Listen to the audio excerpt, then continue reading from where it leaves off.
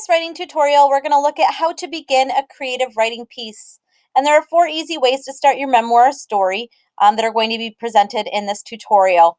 This will give you a great idea or some great ideas on how to start your piece, especially if you're feeling stuck. The first method that you can try is something called medias res, which literally means in the middle of things. This is where you start your piece right in the middle of the action. You're plunging your reader into a crucial situation that is a part of a related chain of events. You are going to kind of develop this scene or the situation in later action, and you're going to be building any backstory information as needed during flashbacks.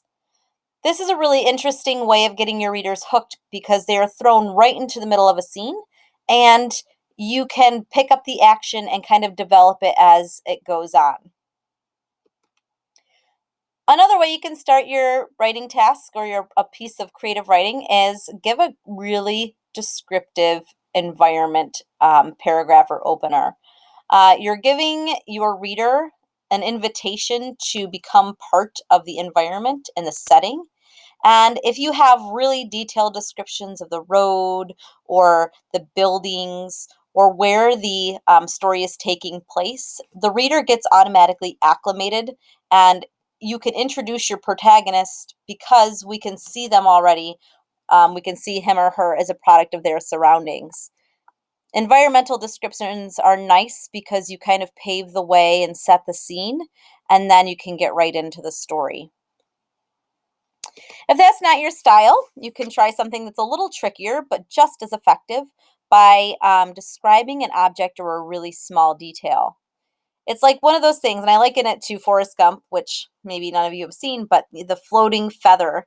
They kind of open on that, and the feather's floating around, and then it kind of just falls, and then they start talking about this, and the story kind of develops from there. But if you are looking at an object and giving it a close-up feel, and then you're drawing your story back and describing how the story connects to that object, it really is something cool and unique that you can use to describe or to begin your story. An example or an explanation here, if you were to describe a button on a coat in detail and then move into the larger picture of your story that shows how it connects to the characters or connects to the conflict.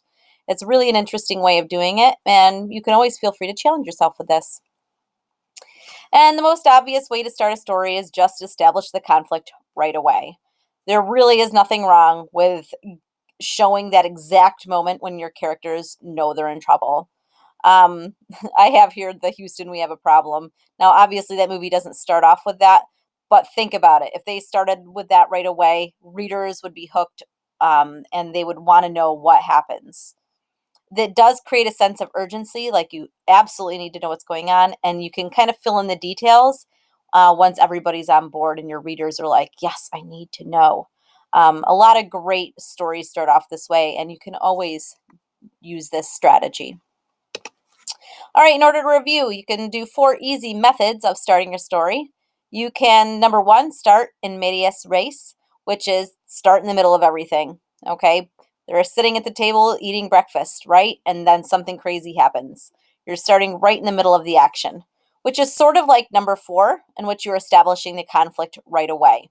Okay, both of those are really effective, and it's way better than saying, hi, my name is, or once upon a time.